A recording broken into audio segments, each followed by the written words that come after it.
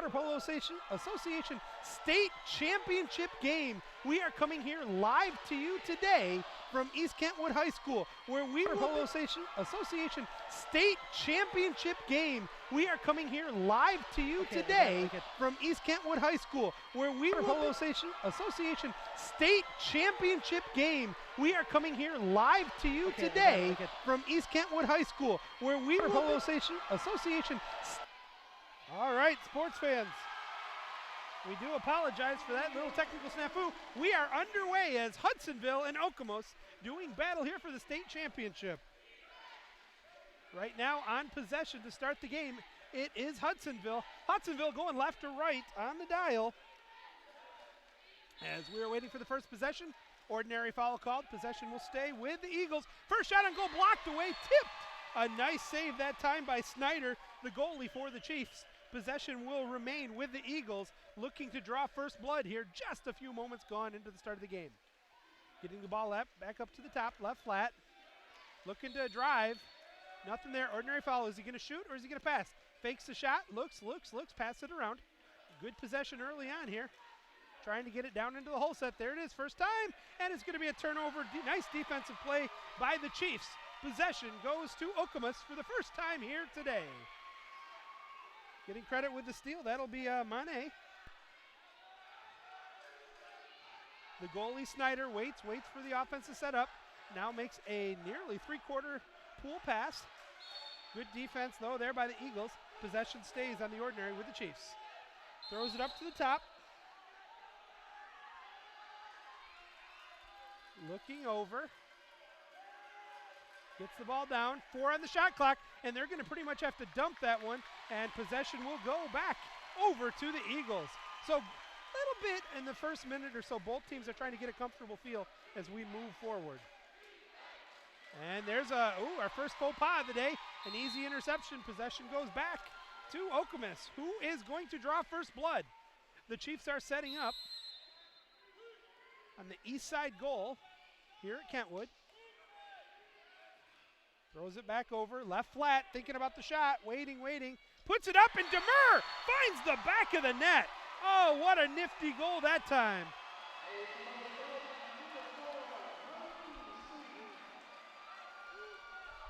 And just like that, first blood is drawn.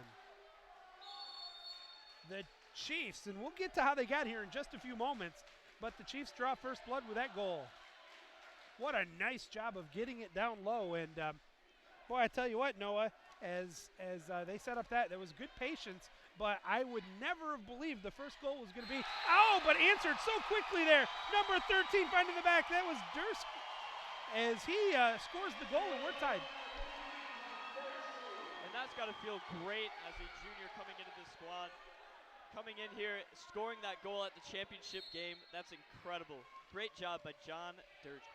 Now, finishing up on that one, really interesting. I would have never believed the first goal of this state championship game would have been a lob shot. Steal there. Yep, possession will remain now with the Eagles. They're looking for their first lead in this nearly sold out Falcons Aquatic Center. What a great tournament this has been for the Eagles.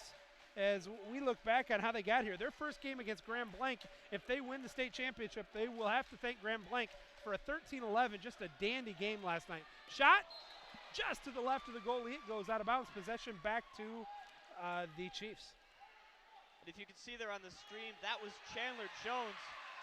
A steal right away, and back comes it. Yep, they're going to call it an ordinary. Nice steal there by Obitz. Going back to that last shot, though, number 2, Chandler Jones, you can see every time he gets out of the water, almost every single time he's out past his suit. Incredible leg strength coming out of him. And no question on why he was skip shot, shoot, scores! Oh, baby, when you get a nice goal like that, that was Chandler Jones once again. He was from the left side wing. And I tell you, when you can get scoring from the wing without really driving, that's tough on goalies. That's an almost impossible shot to save. And talking about Hudsonville's squad, John Dirks, we were talking about him a little bit earlier, and Chandler Jones right there just scored that shot from the wing. They're both juniors. Hot shot hits the upper post. Possession's going to stay, though, with the Chiefs. Not very often you get that far of a rebound and able to continue it. Long outside, gets it over to the right wing. Trying to drive, and they're going to call a push-off. Offensive foul. Possession goes over to the Eagles. Hudsonville Eagles have maintained a lot of offensive control this game. Number 7 coming up Cut for the all shot. the way. Skip shot, miss.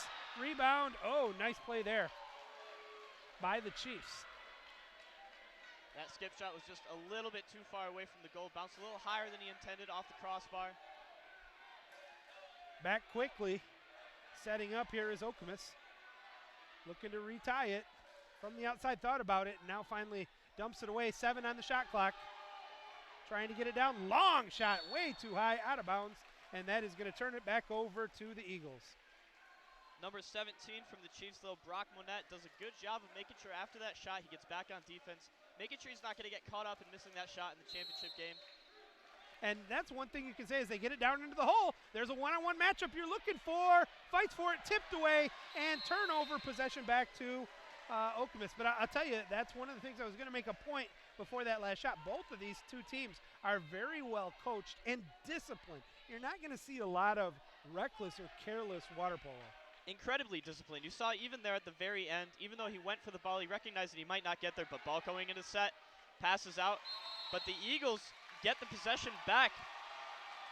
And this, they had a chance, but that was actually a smart play by the Okemos defender, but they get it in quick down to the hole set. Can he get the shot? He takes the shot, hits the crossbar. It's missed. Nobody's going after the ball. Finally, a Chief gets the ball. Picking that one up, I believe that was Fountain. And that was great defense by Kamal Demirir of the Okemos Chiefs, recognizing that he was behind, but he needed to show his hands the entire time, knowing when he could touch the ball and when he couldn't to prevent getting an exclusion or 5-meter. Ball goes into hole set. And we have our first 6 on 5. The Chiefs with a chance to tie it up. They're trying to get it in quickly, get it over to the left side. Throws the shot, shoots, and scores! Count the goal. What a nifty move there. Eric Shen, the senior, is able to cross cage, find the back of the net. Boy, you had just, Noah, the words were still in the bubble as you were getting out on trying to get it quickly to the hole set and look for that to draw the kick out, and they did. And that was a great job of making sure he tried to go for that ball, but unfortunately the defender had both of his hands down. Ooh. Pass goes into hole set, into Ian Worst, but the ball is a little bit too far away. No call. Okemos maintained possession. Worst thought he was fouled, but I beg your pardon, Alexander Eddy was able to come up and pick the ball up, and Eddy now gets ordinary fouled. And that's all they're going to leave it with right now from deep outside. No shot when you're out at 9 meters. Not a high percentage anyway. Swings it back over to the right side flat, thinks about it, and now we got an offensive foul. Inside 2 was called. And of course, if you're kind of new to water polo, you know you're not allowed offensively to be inside 2, having any work offensively. That's going to be a defensive turnover. And I tell you what, that's a little bit of frustration you saw on the look there out of Ian Worst. As Okemos comes to set it up once again. Surprising right now that the Chiefs have yet to have a kick out called on them. Both teams are really, they're still playing aggressive, but there's a smart aggressive, and I think you're seeing that right now. Another ordinary foul. Chiefs with 8 on the shot clock. Goes for the corner, and he finds it. Oh, you don't see Springer very often overcommit, but he went up too soon on that one, Noah, and that is the cardinal sin of a goalie. When you go up too soon, it just leaves you so exposed cross cage. No, and that was a great off-speed shot by Peyton Rose of the Okemos Chiefs. Just a smart play. He went up. It wasn't really a lob. It was more of a pass to the side of the cage, trying to get the goalie up so he was off-center, so he didn't have a chance to go for the ball. Ball goes into hole set. Exclusion called on number 3 of Okemos. Jaron Fountain is going to be going to the exclusion corner. McDowell does a nice job drawing that kick out. And now Hudsonville sets up offensively. Cycling the ball around, get it up to the top. Swings it out to the right side.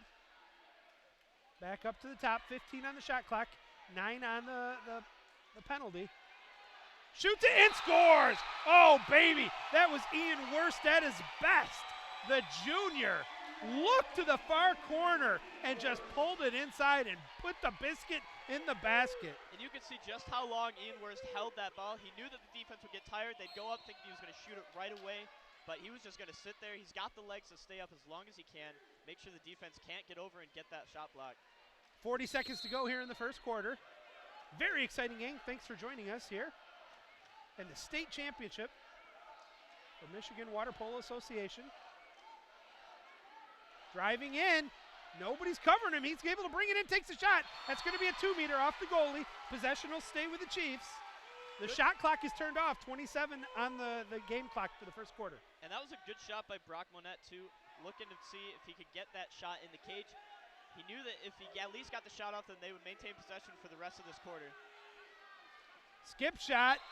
Oh, they're going to say it was touched by the goalie. I'll be honest with you, I did not think, and Pat was right in front of us.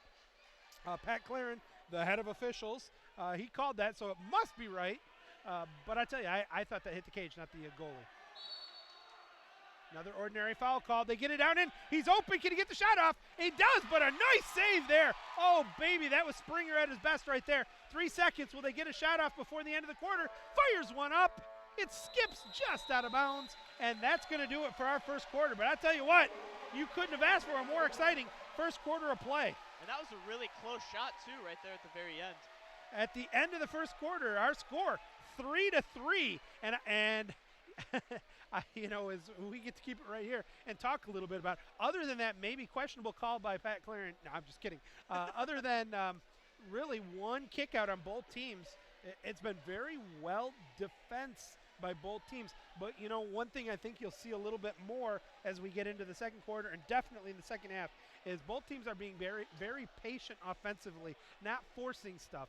I would suspect on both of these goalies that you're going to have to take a few shots that the goalies are not looking for. They're absolutely going to have to take a couple shots that the goalies aren't expecting it to come probably from the outside.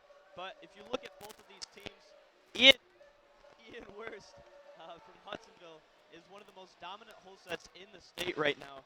And going and looking at Okemos Chiefs, number 10, Jeffrey Brill, is also one of the most dominant hole sets. In fact, I believe one of them won MVP for the season, correct? That is correct. Ian Wurst was the MVP for the state. And it's interesting. I guess we can let the cat out of the bag before the final tallies are told. They'll find out at the conclusion of this game. But the funny thing is it flip-flops for the state tournament MVP. That is going to go to Okemos, and it really wasn't even close. It was Jeffrey Brill won it in a landslide. I mean, if you added the next two votes together, he still had everybody beat. He was just in this tournament that absolutely dominating. So looking at these two teams, we have two MVPs, one for the tournament and one for the season. And both of them are hole sets. So you're going to recognize a lot of these players are going to be, or a lot of these defenses are going to be looking to drop on the hole set, make sure they're going to shut him down. Because if that hole set gets into a 1v1 situation, 9 out of 10 times that hole set is going to win that fight. So we're going to see a lot of dropping, a lot of shots from the outside. We'll see which team has the better legs, which team can get the goalie out of position. Sprint coming out for the second quarter now. All right, then this one once again won by the Eagles. They're looking to recapture the lead. They're tied at 3-3 here on the first possession of the second quarter. Ball gets passed up top. They're looking, like you can see on the stream, they're looking to get it into hole set, but there is a little bit of a drop coming out. Ball goes in. And really, truthfully, I wouldn't even call it a drop as much as a slough. They're just helping down more than really dropping. That's true, and that ball was passed in, but unfortunately, number 14 from Hudsonville, Colin McDowell, wasn't quite able to get control of that ball, so no call occurred. Nice turn, and there comes the kick out, and oh boy, that's what we were talking about right there by Brill. Brill has been doing that all weekend and all year. Just a fine first move, and that's an easy call for the officials. Luckily, it's early in the game, so that one kick out isn't going to cause too much of concern, at least for the 3 kick out worry towards the later end of the game. Passes are great here on the outside. They're looking inside too. Pass goes in. I thought he was into, to be honest with you. We don't have a great angle there. And the penalty is over. We're back to even strength. 7 on the shot clock. Skip shot. Missed. And out of bounds, it's going to go to Hudsonville. And I tell you what, you talked about that. The one thing you have to watch, both on Brill on one end at Holset and on the other end with Worst, is they're just you need that second helper a lot of the times. Absolutely. Another forced into the Holset, easily taken away, and trying to counter, but just too fast are the Eagles. Really interesting, Noah, because you got two teams that are both so fast. You're not going to see a lot of counters. And this is the second possession in a row that you were able to see the teammates helping each other out, getting a 2-on-1 with the person holding onto the ball. Last possession, it was, don't remember who it was, but he did a great job coming down to that ball, making sure he would stop any forward movement from the offense. And you know, that's a great point with 10 seconds on the shot clock here for the Eagles. It shouldn't matter who it is. It's the next man up. Everybody was coached and knows what their role is, and it shouldn't matter at the state championship. In this game, lob shot finds the back of the net. Are you kidding me? Patrick Tutt, the junior, said, "No soup for you." Oh, baby, what a lob. He puts it in, and the Eagles back on top. One of the best off-speed shots I think I've seen this entire season. Perfectly placed to the left side. He went up for a second to get the goalie to jump at him, and then passed it all the way to the left side of that cage. Beautiful lob shot. You don't usually see that as the possession arrows, or as the, I beg your pardon, the shot clock's about to go off. And you'll hear a lot of coaches talk about how they don't want the lob shot. They'd rather have someone just push it. And another kick out. He drew it. Actually, he didn't draw that one. Nope, he absolutely did. That was an exclusion on Colin McDowell. I don't know if that's his first or his second, but Okemos is going to be here. The look away, and then the shot into the top left corner. And he looked away. Eric Shen again. But I tell you what I was getting at, the kick out was drawn, not that time by Brill, but it was number 3, Fountain, who drew that kick out. So that's a great team goal all around there. And we're tied at 4 apiece. Boy, oh boy, I'm telling you couldn't ask for a better game here through the first half of the second quarter. That shot by Kamal, he looked away from the cage, acting like he was going to pass it off, and then still went for that shot in the top left corner. Ordinary foul. Nice job keeping it alive there by Labuz. Ball under was called. That was a little questionable. I don't know that I agree with Franz on that call, but doesn't matter. He makes the call, and it's going to go right back to Okemos. That was a pretty quick ball under. I think he maybe could have waited a couple seconds later to see if Worst was going to do something with the ball. I think it actually could have been an exclusion if he had waited a couple seconds longer. Absolutely, and that's another lob shot. Oh, this one hit the top, and a nice break that time for Hudsonville. But I was just going to make my point. My biggest thing as a coach is as long as the official is consistent on that ball under, because no two officials call it the same way. That is true. Foul right outside of 5. He takes a little bit too long, but they let it go. Oh, my. And I don't think Andrew agreed that he was quick enough on that one. What a shot, though, and finding the back of the net again. That's Ian Worst, and that's how you get to be state MVP. And that is the 3rd lob shot that we've seen this game already. Ian Worst, everyone thinks that he's just going to power it through to the back of the cage, but Ian Worst decides he's going to go for a lob shot instead, which I think threw everyone in the pool off.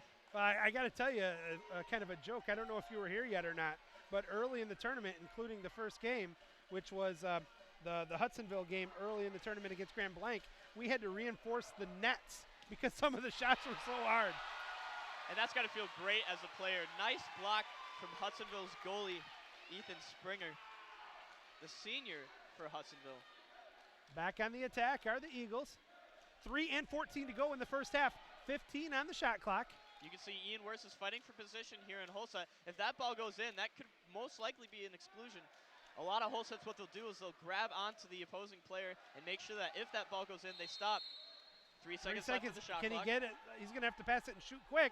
2 seconds. 1, can he get it off? He did get it off, and he found the back of the net. Oh, my goodness. Gabe Ensabarger is able to bury that one as the shot clock expires. What a shot. Holy cow. The shot clock buzzer beater, that cross-face catch into the shot to the top left corner. Great ball control. Incredible plays coming out from the Hudsonville Eagles. 6-4, the Eagles on top. Eagles have been ranked number 1 in the state almost the entire year. But all that matters right now is this game. That's going to be another kick out. Who got that one? That'll be number 7 on Hudsonville. That's Tut. I think it's 2 on Tut, I believe. That'll be Patrick Tut, and I believe that is 2. And again, that was drawn by Jeffrey Brill from Okemos. We were talking earlier about how dominant these 2 hole sets are. Unfortunately, they're going to take a shot. It goes just over the crossbar. We are even, and the Hudsonville Eagles have the ball. Now that's one of the things, Noah, that drives the coach nuts. You get that 6 on 5, and you force it in so quickly. You force the shot. You've got the advantage. Take a little bit of the time. Make sure you move the goalie a little bit. Hudsonville Eagles have the ball on the top, passing it back down to Ian Wurst. Can't shoot. He's inside 5. Yep, just an ordinary foul, and they are going to call an offensive. Now let me explain that one to you, folks. That was an ordinary that was a offensive foul, ordinary, that was going to be called on Obitz, but when he's pushed the ball away, it was deemed by the official that he had enough time to not do that after the whistle was blown. That instantly becomes an exclusion and a 6 on 5 with that full timeout being taken now by Okemos. And Okemos is going to have a great opportunity here to score. Being down in this game so far, they need to take every opportunity they can. Having a timeout on a 6 on 5 gives the coach a second to regroup his team, make sure they have a second to think about what they're doing, tell them, hey, make sure you have that ball dry, pass it around the entire time, get the defense out of position before you take that shot so that we don't have like what happens that last 6 on 5 where we force a shot, it goes over the crossbar. Let me ask you this, Noah. Let's put your coaching hat on here. For Josh, what is he telling the guys right now when they've already had 2 guys, we know one for sure with 2 kickouts already in the first half, but I believe they've got 2 guys with 2 kickouts. Well, I think Okemos does a great job from outside shooting, so he's not going to go for a 4-1. He's going to maintain that 3-2 defense where you have 3 down low and you're shifting back and forth. Everyone needs to make sure that they have their hands up. Sometimes defenses will get lazy. Because it's on a timeout, they do have a second to think about what they're doing and use their legs, keep their shoulders above the water, not draw a 5-meter or anything like that. All right, we're about to be back to live action, which we are. Setting up right now is the Chiefs. Bring it up to the top. Thought about it was going to be a quick shot. And that, throws it over the head. Now, fortunately, they still got the 6 on 5 coming. Swing it out to the wing. Able to move the goalie around. Can he get the shot off? Nope. Looking, waiting, reloads. 10 on the shot clock. Only 2 on the... Great pass, and this is exactly where you want to go. Just a little bit outside. That's exactly the place you want to go, especially when you have a strong right-hand shooter there on the 3-pop. He popped out. He was wide open. And Gabe does a great job. That field block right there, because the defender blocked it, not the goalie, it is a turnover. Absolutely. And that shot was taken by number 11 on the Hudsonville Eagles, Sam Myerd. Unfortunately, it was blocked. As he came through with the follow-through on the shot, his elbow got hit, so he didn't get the strength that he wanted to originally. Okemos Chiefs have the ball once again. Get it down, tried to get it to the hole set, but a nice job there reading it. Snyder comes up, picks it, or Springer, I beg your pardon, comes up, picks it up, and back come and they're trying to go quickly. He's got a little bit of an advantage. Can he get anything off? No foul called. Now the kick out comes, and here comes the 6 on 5 advantage, and now it is going to be the Eagles that call the timeout and set up with 70 seconds to go here in the first half. Wow, has this game been fun. Now Sam did a great job there of drawing that exclusion. However, from the Okemos Chiefs, Kamal did a good job of trying to not get that exclusion. As soon as his hand came down and he grabbed onto that shoulder, that's when they called the exclusion. He was so close to getting around and getting that steal. And I love that one, because that's a perfect example when you're trying to teach people who don't know water polo. Until you make an offensive move, it's at best, an ordinary foul. You have to be in a position to potentially score. Now, the next question somebody's going to ask is, what's the difference between that, the 6 on 5 call, or the kick out, and a 5-meter? Well, it wasn't a guaranteed goal on that one, so it really, it's one that it's somewhat subjective, but truthfully, that's easy one-on-one water polo officiating right there. Absolutely. Sam was really close to being in a position where he could have taken a shot, and that's really what distinguishes the 5-meter versus the exclusion. Just a few minutes ago, we saw the timeout coming out from Okemos for that 6 on 5. Unfortunately, they were not able to capitalize on it. The ball went just a little bit to the outside. Let's see if Hudsonville Eagles can capitalize on their 6 on 5. Well, while we're waiting for play to continue, how did Okemos kid here. Well, Okemos beat Zeeland 17-6 on Friday night. Then this morning, whooped up on Rockford, surprisingly 17-9 to set this game. That was an extraordinary game from the Chiefs. Ball is staying dry. That's a big thing to notice from these top-tier teams. Ball goes into the post, knocked out by number 17 from Okemos. Ball is back on the wing. Shot clock reset, but the exclusion time did not. Oh. Ball's going to be called out. We're not quite sure why. I'm not sure on this one. Oh, the shot clock should not have reset. That was a pass. There was no shot taken and no change of possession either. Then that's going to bring the shot clock down to about 7 seconds, I believe. And if that's the case, then we should be even. Oh, they're saying 12 seconds. So 2 seconds 2 until seconds. Sorry. 2 seconds until the exclusion player. Can't see what number it is, but until the excluded player is able to come in. And now we are even. It is a 6-on-6. Ball's passed over again to the left side. Great block by Okemos Chiefs goalie. That's Jared Snyder. And that will, because the goalie did block it and went out of bounds, possession and a new shot clock will go to Hudsonville. Another ordinary foul call that's outside 5. He could shoot. Instead, he's going to throw it up to the top, getting it back over to Chandler Jones. Jones being mauled right there. No call. Outside of 5. Will he shoot it or pass it? Takes a shot, and it's what a block. And to be honest with you, I'm not altogether sure that it wasn't his own teammate who knocked that one open, who knocked that one out of bounds. It was actually Eric Shen, number 9 from Okemos Chiefs, who was able to get up and block that ball. I'm not sure if he was pushing down on the Hudsonville Eagles whole set, but they did not call it, so I'm going to guess that he definitely was not. It was a great block, though. 6 seconds differential between the shot clock and the game clock here. Chiefs desperately want to get one here before the end of the first half. Shot fired, missed. It's going to go back with 17 seconds. There's enough time here for the Eagles to get one more goal before halftime. Alexander Eddy was just a little bit on his back, so he wasn't able to get the most power that he could have out of that shot. Ball's up top for the Hudsonville Eagles. 9 seconds left. 8. Down to the hole. Tries to get a shot. What a nice defensive play. 4 seconds. They might get a shot off. 2, 1. That's going to count if it's in. And what a nice block there. Boy, Springer got up, and I didn't think he actually had good position, but he was able to swat it away. And that's where we're going to go at halftime. Our score is 6-4. 6-4, one of the most exciting games we've had here for this weekend, and that's saying something. But the Eagles on top 6-4 at halftime. Which is really exciting because you want these championship games to be as close as possible. We'll see if the Chiefs can come back and get a couple more goals. We could be within 1 goal instead of 2. But the Eagles have to be feeling good going into this halftime, 2 goals up on the opposition. Well, let's talk about this here as we have about 4 minutes before the start of the second half, and the state championship is actually determined.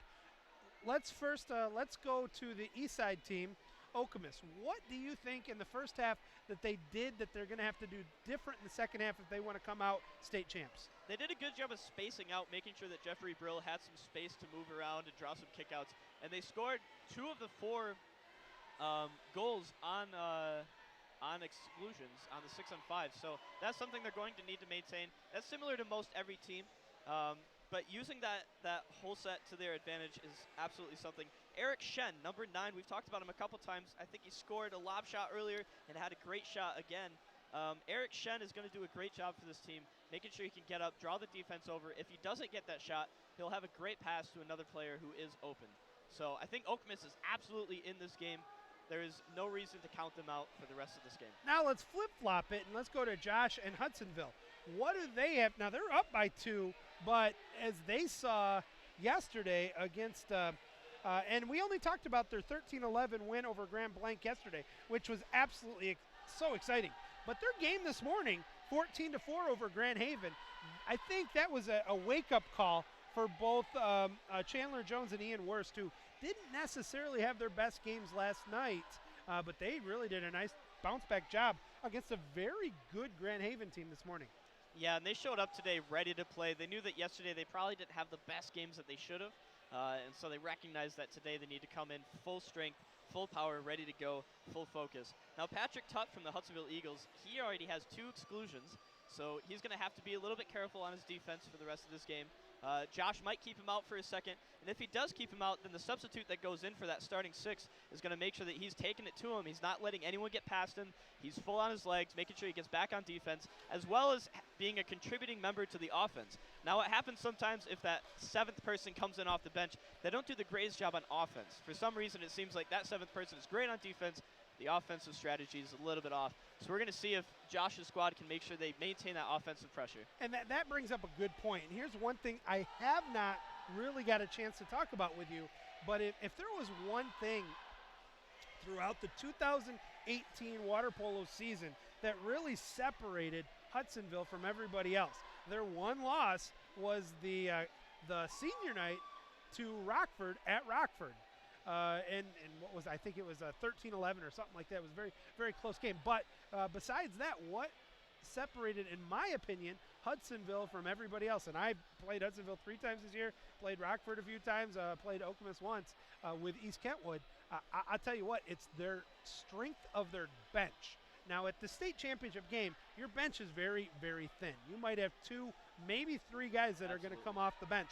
But that said, the level of play off the bench, I definitely think favors Hudsonville over Okemos in this game right now.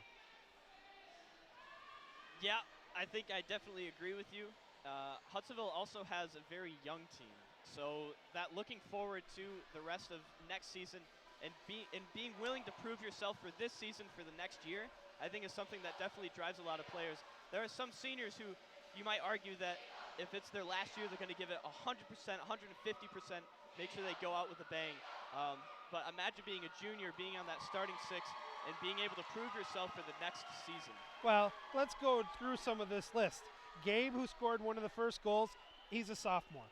If you look at Ian Wurst, MVP, he's just a junior. Springer, yes, he's a graduating senior. Ian Wurst, as I said, is a junior. Chandler Jones, he's a junior. Tutt, he's a junior. Obitz, he's a junior. Let's just put it this way. If you're a coach next year in the OK Conference, particularly District 1, you're not loving life knowing you're going to have to face Hudsonville several times. Yeah, you are definitely, if you're a coach in this conference right now, you're definitely looking at Hudsonville and recognizing how much of a threat they're going to be for the rest of next season.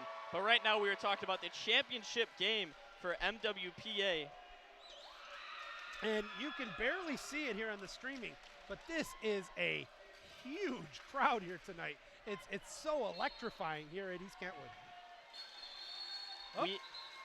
We have a violation was called on, apparently it's going to be on Hudsonville, so a free ball is going to Okemos. Yep, that's going to be called on Hudsonville. That's why we have the line judges. So in this case, Andy Tyrion, one of our referees for the west side, he called that one of the players from Hudsonville pushed off the lane line to gain an advantage. Ball goes into whole set, a little bit too far away. Ball's going to get stolen away by Hudsonville. And that is the case on both ends. You got Andy Terrian on one.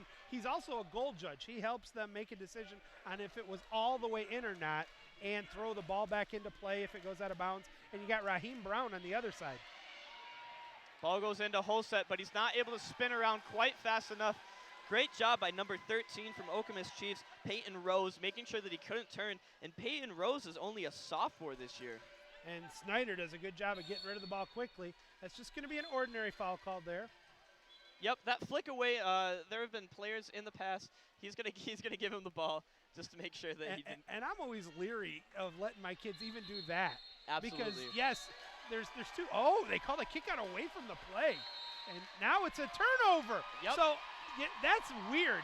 You get a kick out right there, and it was by the head of officials, Pat Claren, called it, and then he immediately called the other one. He called the initial, which was, I didn't see it, so I can't say if it was good or bad, but I did see the offensive move that he called the foul on there, and that was definitely a push-off, fully extended arm. That was absolutely the right call on the exclusion, too. Unfortunately, that pass that went straight to number 3 on Okemos, he wasn't really paying attention. He got the exclusion, but he didn't recognize that it was, I don't think, right away, even though the rest of his team did. So a little bit lack of awareness. Hudsonville's just going to dump the ball away. Okemos Chiefs on the offensive again. Did not look at the the shot clock, but I didn't think it was that far in. We're at 5 and 30 to go here in the third quarter. Still a 2-goal advantage for the Eagles. Good job by Ian Wurst getting that foul right on the outside so that he can't make a move and pass it into set. Kind of a half-hearted shot. Wow, and I thought that was tipped, but they're going to say it hit the crossbar. So out of bounds and possession will go back to the Eagles. No score here in the third quarter yet by either team. Now they're being a lot more defensive than I expected over the back, and that's just going to be an ordinary. He's looking to stay all the way down in the offensive, make sure that he draws one of the offensive players from Hudsonville back to guard him. A little bit of that cherry picking we saw with Grand Blanc yesterday in the game against Hudsonville. Yeah, and here in the whole set, you see number 14, Colin McDowell, who's only a sophomore, is doing a great job of bodying yet another sophomore from Okemos, the other 13, Peyton Rose, who we were just talking about. Sophomore v. sophomore down in the whole set. They get it down to 2 seconds. Exclusion is going to be called on Hudsonville, number 21. I'm not sure what that was. I wasn't watching, but the cherry-picking player from Okemos, Kamal Demirer, he was all the way down here, and that's where the exclusion was called. And that was really how Grand Blanc was able to stay so tight yesterday with the Eagles. And right now, Okemos stealing a page out of that playbook. That ball is staying dry the entire time, passing it around, trying to get the defense out of position. Inside two is going to be called. And that's a break because it was the end of the penalty, so back to even strength. Now the Eagles have the 2-goal lead and the ball.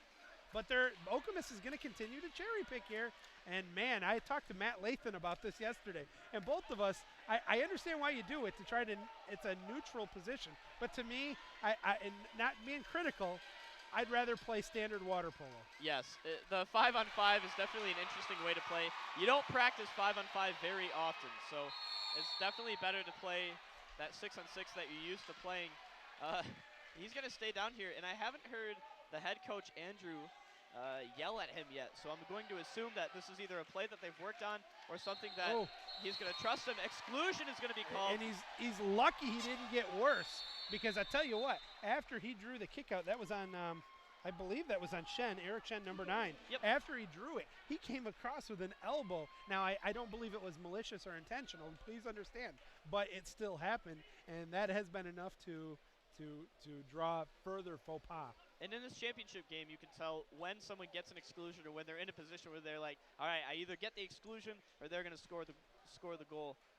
You're going to take that exclusion every time because you still have a chance to protect it on that 6-on-5. Maybe someone takes a weird shot, anything like that. So Eric Shen knew that he was going to get excluded. You notice he didn't hang around, look at the ref, hold his hands up, nothing like that. He recognized, all right, I was in a bad position.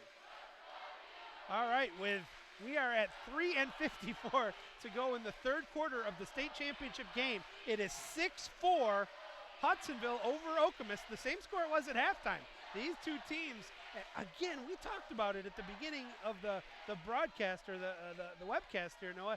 These two teams are just so well coached and disciplined, and you're really seeing it in this game right now. Absolutely. I've actually played for Josh, the coach of Hudsonville, before, and he's one of the most reserved coaches I've ever met, at least when he's talking to the players. And Andrew, when you watch him on the pool deck, he's very similar. And that's great as a player to make sure that you're not going to be making anyone angry. What a far cry from the third-fourth game, as we have and just different styles. This isn't being critical, but you had two coaches who both have a tendency to get a little bit louder than other coaches in the previous game. Absolutely, but in the championship game, you do need to maintain your composure, and I think both of these coaches are doing a great job when they talk to their players to let them know it's all right, you guys have been training the entire year for this moment. It's okay. We're all going to be fine. Eagles on the attack. Bad pass right there. They'll be lucky to keep possession.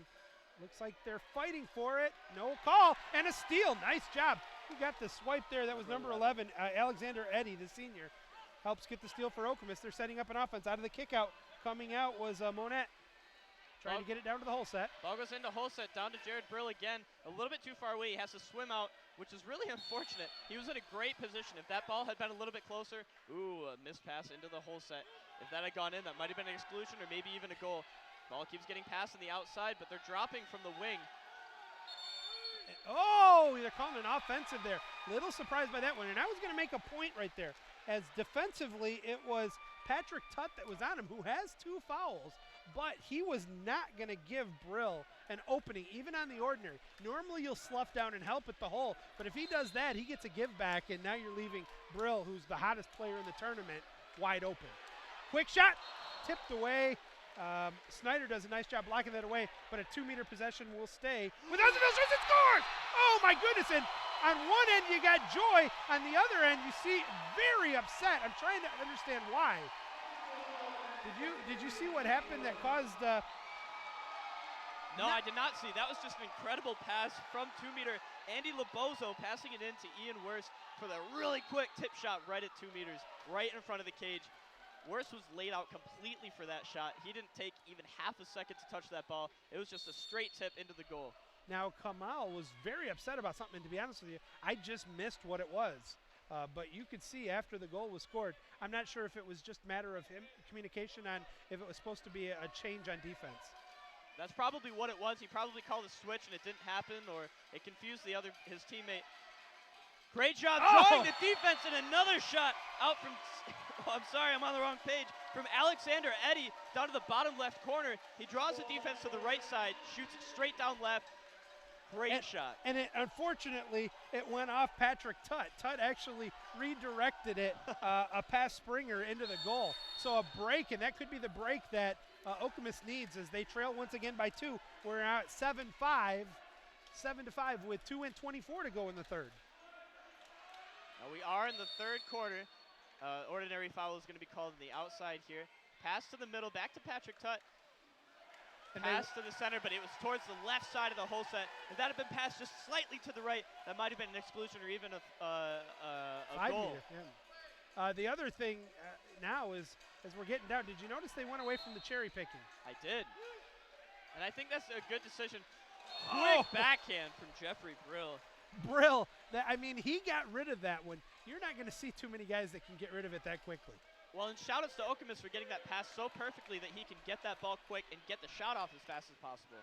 1:52 to go, 20 seconds on the shot clock here. 2-goal advantage for Hudsonville. They have the ball. Would love to make this a 3-goal game. You can see all of these 1v1s. Players aren't even looking to draw the foul. They're more looking to maintain possession. It's fouled outside.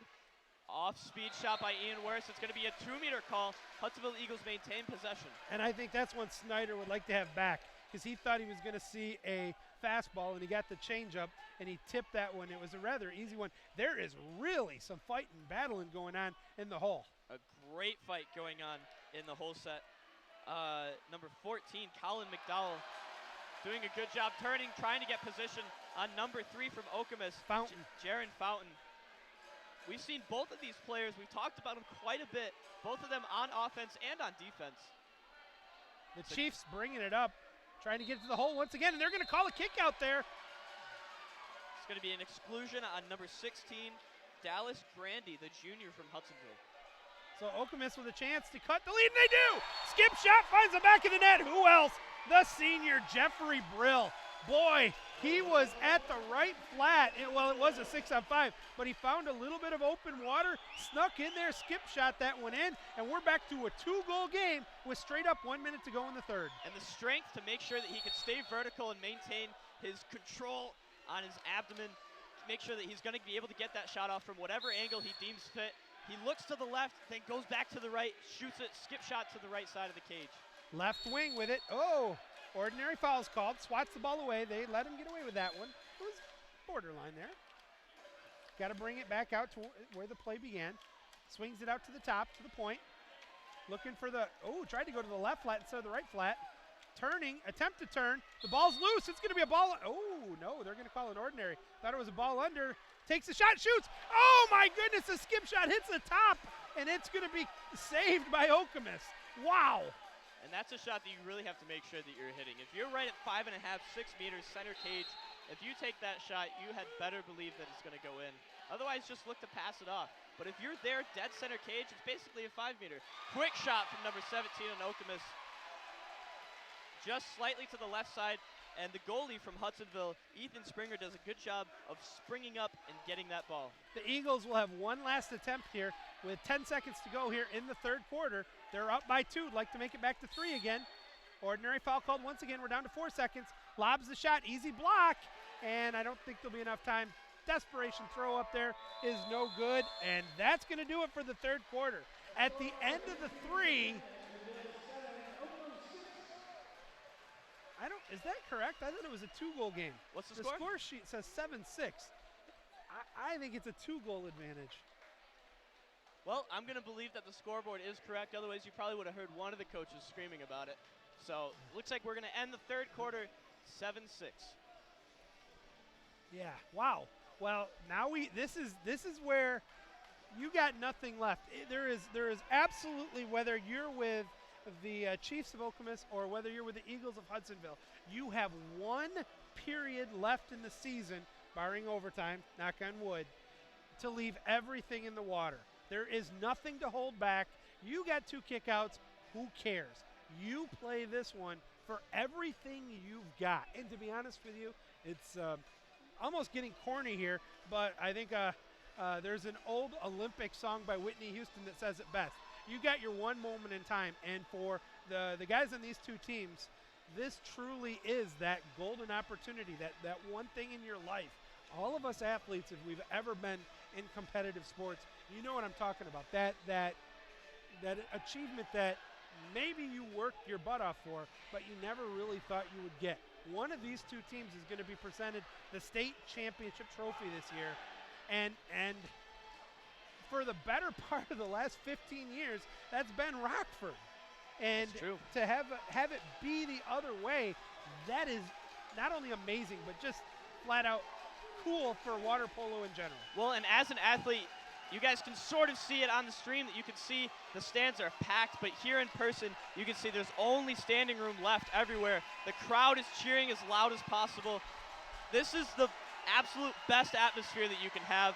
You wish all year, you wish all the time to have this crowd at every single game. The energy that this gives you, the adrenaline that you have, these guys are going to be going home exhausted tonight. I tell you what, both coaches have had final words. First, it's funny, Josh for Hudsonville came over and he had a word with the official. Andrew for Okemos went and had a couple words with 1 or 2 individual players as we have our last sprint. And that motivation is going to be huge. Sprint is in the middle of the pool. They're going to call a foul, a little bit too aggressive by Hudsonville's number 9. Wesley Obetz on the sprint. He went a little bit too far over top of the Hudsonville player. Eric Shen here with the ball. He's staying vertical. Very subjective. Trying to draw the foul, but unfortunately, number 9 from Hudsonville is going to make sure that he's got both hands up. Good pass in a whole set. Exclusion, number 14, Colin McDowell from Hudsonville Eagles. Now he's got 2, I believe. I believe so too. Passes are going to stay here. They need to make sure that they have this ball up off the water. Every single pass has hit the water so far. If it keeps doing that, the defense isn't going to be able to move the way that they want them to. And a great job by Jeffrey Brill, staying up, looking to draw the defense over, shoots it into the top right corner. Beautiful swing shot with the right arm. I tell you what, in that 6-on-5 advantage, you move the goalie a couple times, but Brill, who tied the game there, not only did he get up, but I'm pretty sure I just saw both of his knees. He was up so high. And for so long, too. Nobody on Hudsonville's defense can maintain the amount of pressure that he was giving with that ball. Number 2 is going to pass it over to Ian Worst. Ian Worst with the ball, passing it around up top. There's a little bit of a drop in the middle. They're probably going to look for an outside shot here. We'll see what happens. 10 seconds on the shot clock here. 1 minute gone here in the 4th. Oh, that should have been an ordinary. There it is with 5 seconds to go. But he cannot shoot. He's inside 5. Dumps it off back. 4 seconds.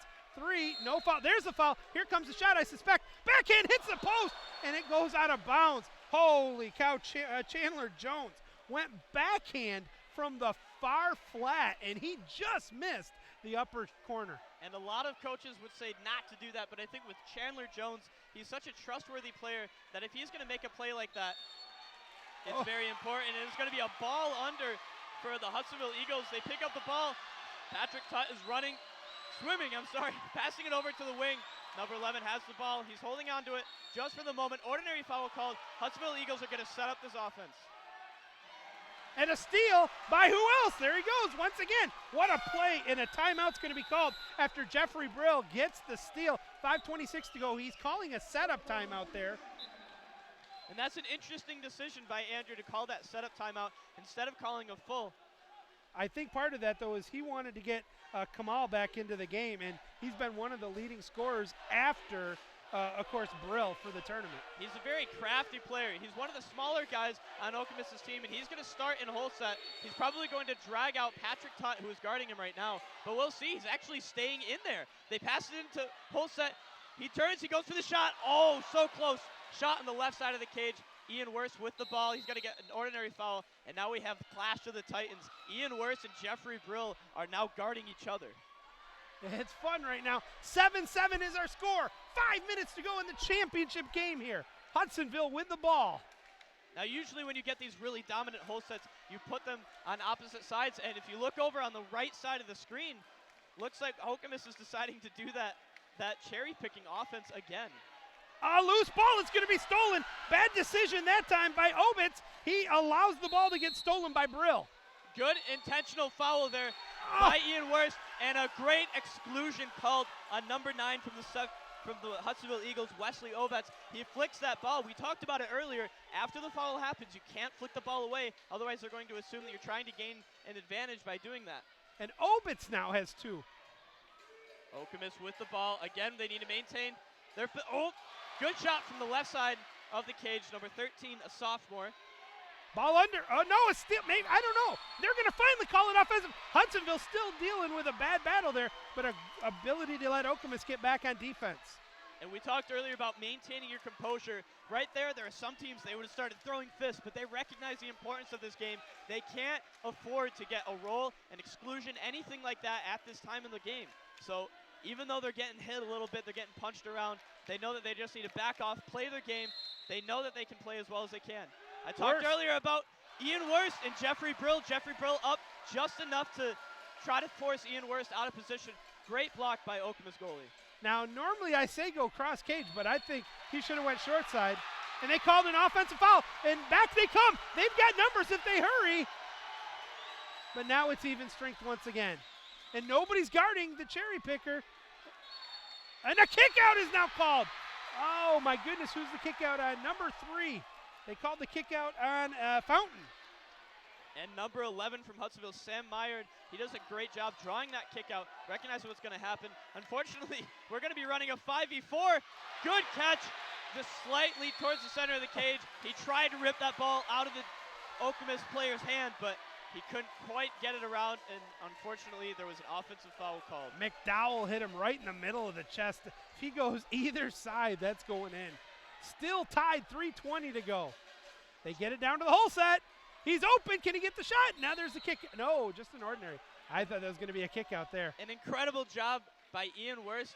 Looking to, and great defense by Chandler Jones. Both of them do an incredible job of making sure their hands are shown. They're not going to get that exclusion right there.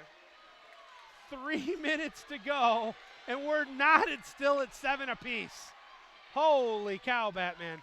Hudsonville has the ball. It looks like number 4 from Okemos Chiefs, Kamal, is a little bit frustrated. Even though he's playing this cherry-picking fight, he's up against number 9 from Hudsonville, Wesley Obitz. We've mentioned before, another lob shot, but that's not going to go in the cage. It's a little bit too far on the outside. I'm a little surprised Chandler Jones took that shot there. I am too. He's one of the strongest players in this game right now. Can get higher than probably everyone. Pass goes into hole set. Jeffrey Brill turns. He's all the way around and slides it into the goal. Number 10, Jeffrey Brill puts the Okemos Chiefs on top. And he did it with Ian Worst defending him. You are not going to get a better defender than Worst, and he turned him like he was a freshman. And I tell you what, right now, with the lead going to the Chiefs, 8-7, thanks to that goal by Brill, who is the tournament MVP. Now it's putting the Eagles a little bit on the defense here. We've got 2 minutes and 20 seconds left in this game. Hudsonville Eagles need to get a goal, and they need to stop every advance from the Okemos Chiefs. Ordinary foul is going to be called just outside of 5 meters. He can shoot this. Tot has the ball. He's looking for it. He goes for the skip shot, just a little bit too high, though. Ian Worst tries to go for the ball. Number 3 from the Okemos Chiefs, however, Jaron Fountain does a good job of stopping him from getting there and draws the foul. And to me, honestly, that was a kind of a tic-tac foul. I did not like that offensive call there. That was a loose ball. That's a 50-50 ball to me. You know, at the same time, though, he had his opportunity to score that goal, and he missed it. So, in a referee's mind, you had your chance. You have to stop now. Ball is stolen by the Hudsonville Eagles. They have possession. Now, remember, the Hudsonville Eagles need to get a goal here. They're down by 1 point in this championship finals. Being a little bit more methodical and patient here. 16 seconds on the shot clock, a minute 36 on the game clock. Every possession is huge. McDowell's here in hole set. Chandler Jones from the outside takes that shot, barred down. There is no way the goalie could have blocked that one. I tell you what, right there. You can argue on who is the better player right now, even though Ian Wurst is the MVP for the season. But in this tournament, Chandler Jones has been up to the task. He's the only other MVP vote in the tournament, and he just answered the bell. We're tied now at 8 apiece. Okemos Chiefs have the ball. We were talking earlier how Hudsonville needed to get that goal, but they also need to stop the Okemos on their advance. Eric Shen with the ball. He's been an incredible player here. They're going to call an offensive. The whole sets were locked up. You can hear the crowd in the background. They are more than excited for the outcome of this game. 70 seconds to go here in regulation. We're now at straight up 1 minute to go, 15 on the shot clock. This game tied at 8 apiece. Hudsonville with the ball. Hudsonville's running an interesting offensive right now. Looks like Ian Wurst wants to be the winner for this game. The ball is getting bobbled by Chandler Jones, and it's a ball under. Chiefs have the ball. I'm not sure. And yep, there's the timeout. I wondered. That's exactly what I was looking for. With 29 seconds on the shot clock, 49 on the game clock. So, I mean, now the chess match begins. Because now you're going to have to take out the amazing skill on both of these teams. 29 seconds to go, 8-8 is the score. Take out the amazing skill level on these two teams. Now it's going to be both coaches are getting involved in. You can, I say this more than not, and this is coming from a longtime coach himself. The coaches can lose as much as they can win by overthinking stuff here. I think that's a great timeout. I mean, actually, it's a no-brainer. Absolutely. When you only have one possession realistically left, right now there's 49 seconds in the game, 30 seconds on the shot clock, technically 29, but they have a full shot clock here to try to get a goal and put themselves on top of Hudsonville. I don't know if Hudsonville has a timeout left. Let me check. That's something we should know. If Hudsonville has a timeout left, you can expect Hudsonville to call that timeout as soon as they gain possession. Okay, so Hudsonville has a full and a 30. They have just a full left. Okemos just has a full left. Thank you to Pat Clarion for clarifying that for us. So this is really interesting here because I was just talking about that. Two ways you look at it. Okemos scores, depending on how quick they score, does Hudsonville play for overtime and one shot? Or if Hudsonville gets the ball before 30 seconds to go in the game, do they try to score quick and then get the stop? I mean, there's just so many ways you look at it. And Absolutely. When are timeouts to be called? I think because Hudsonville has two timeouts left, they have the long and they have the short, I think Hudsonville is going to look to get the stop, instantly call that timeout, and they're going to call their team back so that they can work out a play for this next possession. And you know, one change to the rules different this year from last year. They added that 30-second, they call essentially short timeout. So now you get 3 fulls and a 30. Yes. Ball is on the outside for the Okemos Chiefs. Passed around. Ball is staying dry. Great passing by the Chiefs this time.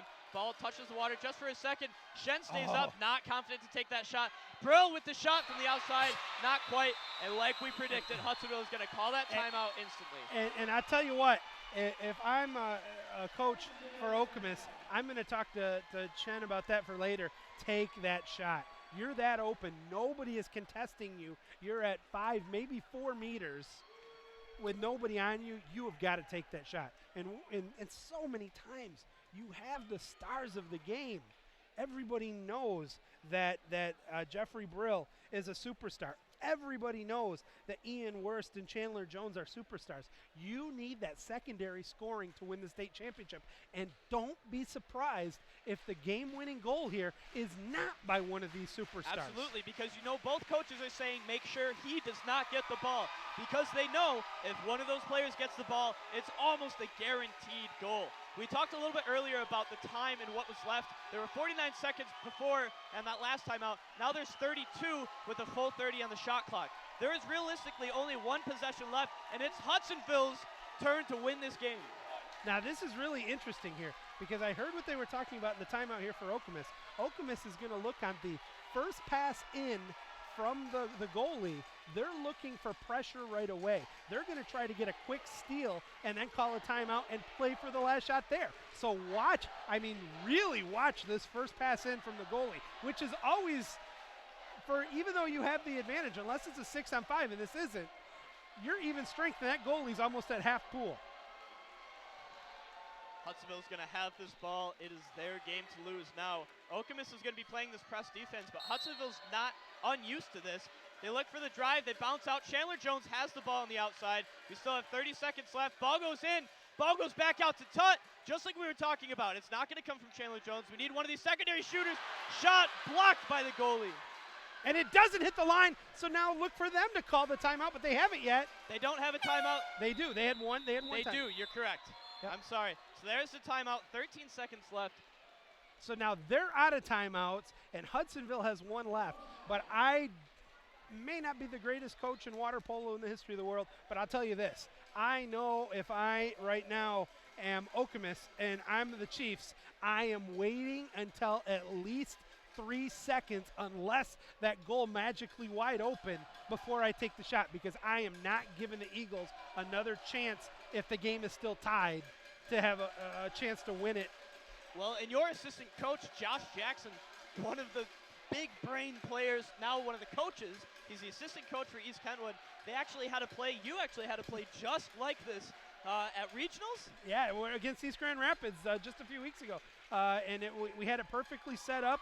You run essentially a soft pick from the person at the wing to the player who is at the left flat, and that gives the point an opportunity after the goalie passes it to them to either give it to the driver or the player who is open after the pick. One of the two is probably going to be open.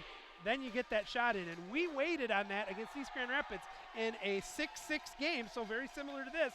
I told them there were 21 seconds when we called the timeout. I'm like, Steven, do not do a darn thing with that ball until there's 5 seconds to go. And with 3 seconds, he was able to find the back of the net. And that's, I'm sure, what you probably are going to see. And we'll see if they intentionally hold that ball and wait as long as they can to run out the clock.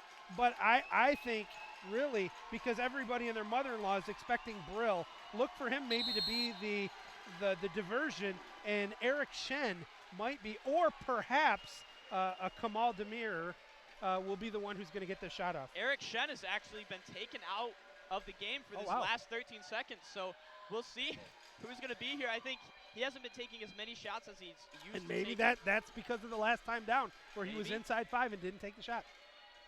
13 seconds. There's the whistle. Passes instant.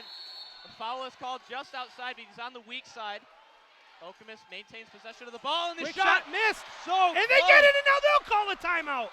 And they'll set up with 6 seconds to go. Holy cow. Oh my goodness. Now every team has used every timeout. Whatever's going to happen is going to happen on or in the water. Now this is, I believe, a short timeout. Yes, it is a short timeout. That's the only timeout they had left. They need to get down the pool. You can hear the crowd. Everyone is on their feet, the entire student section. Both teams. And because we're on the west side, you can hear Let's Go Eagles. Hudsonville has the ball. They're looking for the pass. Goes to Chandler Jones. There's a foul. He's outside. Here comes the shot. Blocked by Jeffrey Brill. And 2 seconds left. Shot all the way to the other side. It is blocked. Going to overtime. You know what? This game just,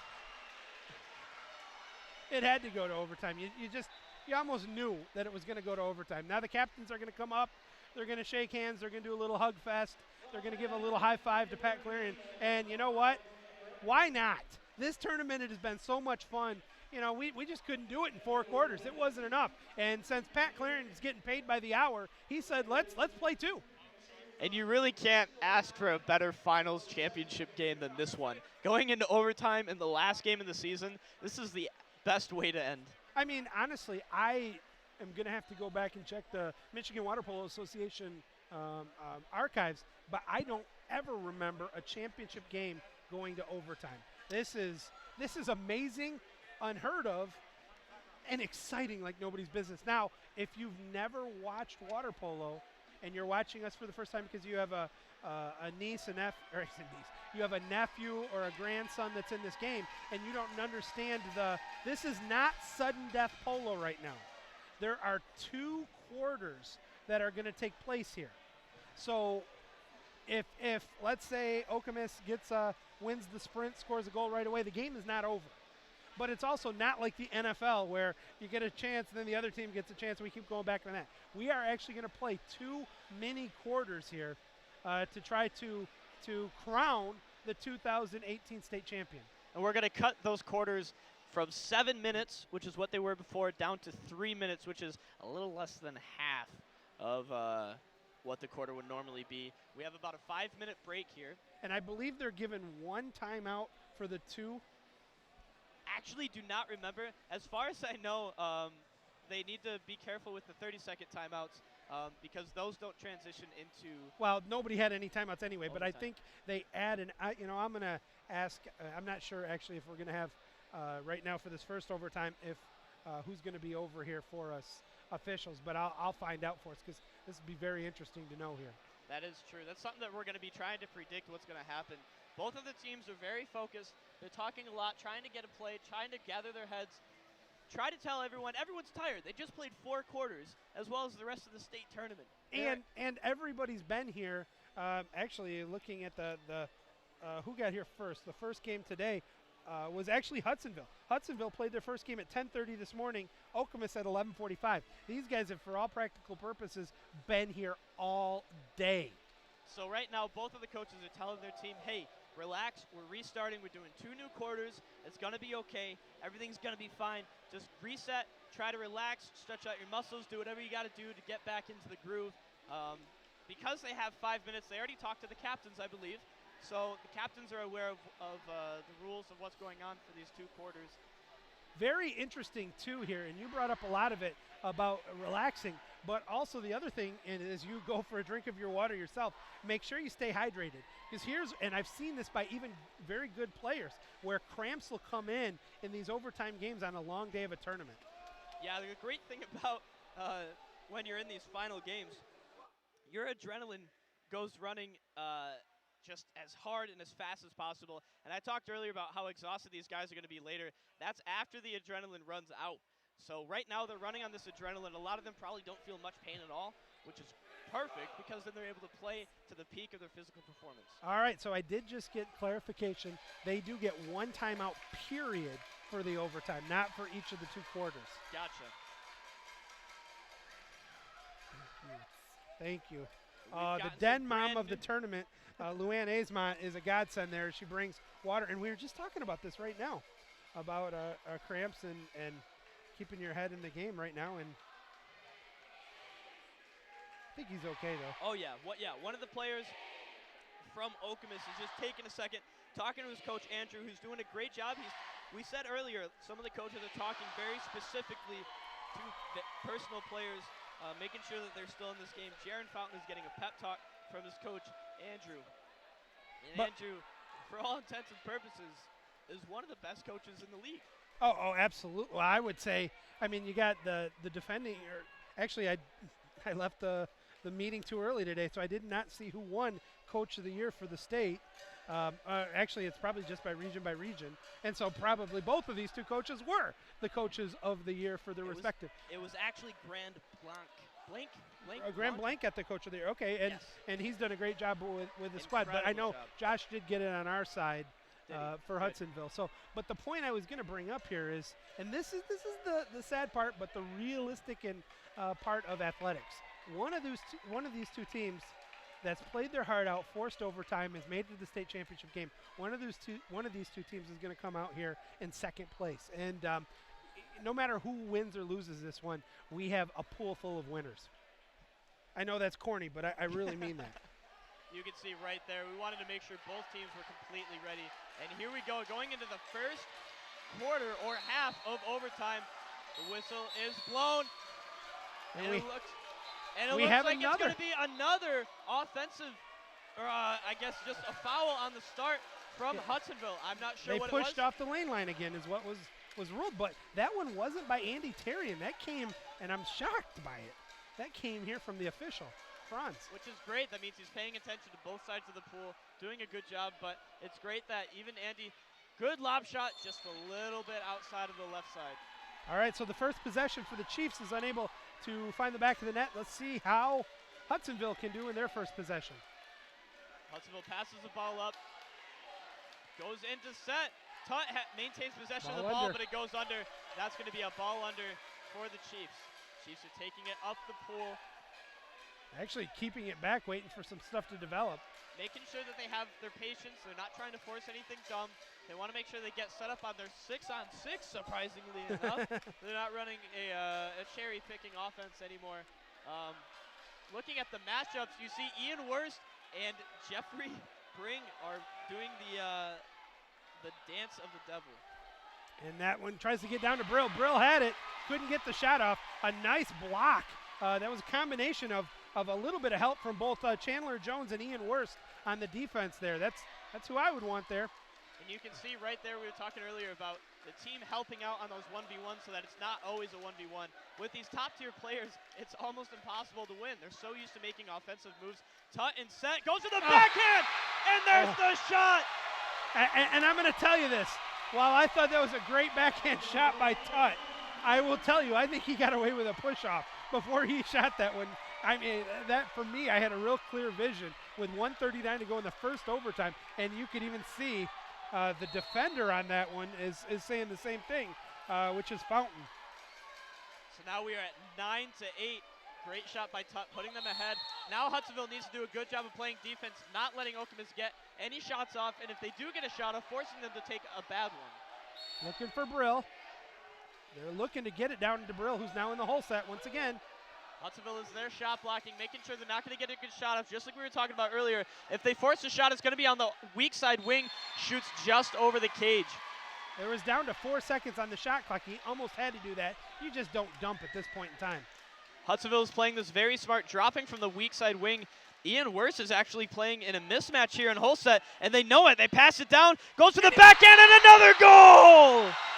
Oh my goodness, there's a mismatch as Brock Monette could not keep up with him. And that he's got to call for help quicker on that. He was unable to. And with 1 minute to go in the first overtime, the Eagles have taken a 2-goal advantage.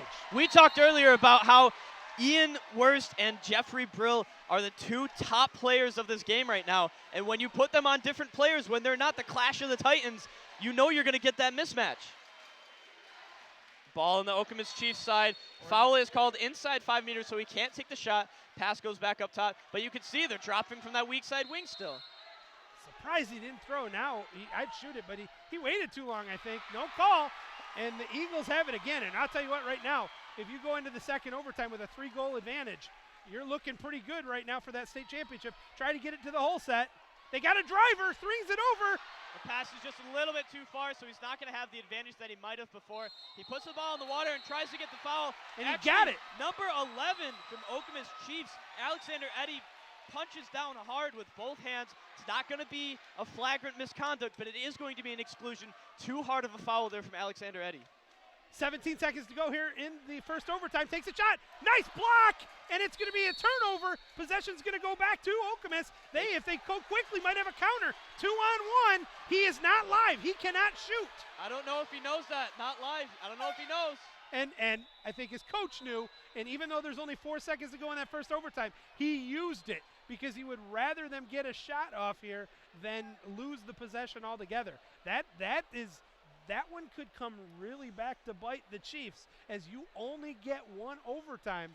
And there's both the sportsmanship and the gamesmanship, as you saw the two coaches look at each other and kind of wink or kind of to make a note of it. They're great sportsmanship, just two wonderful teams that are just, I feel like you're watching the old school heavyweight fight.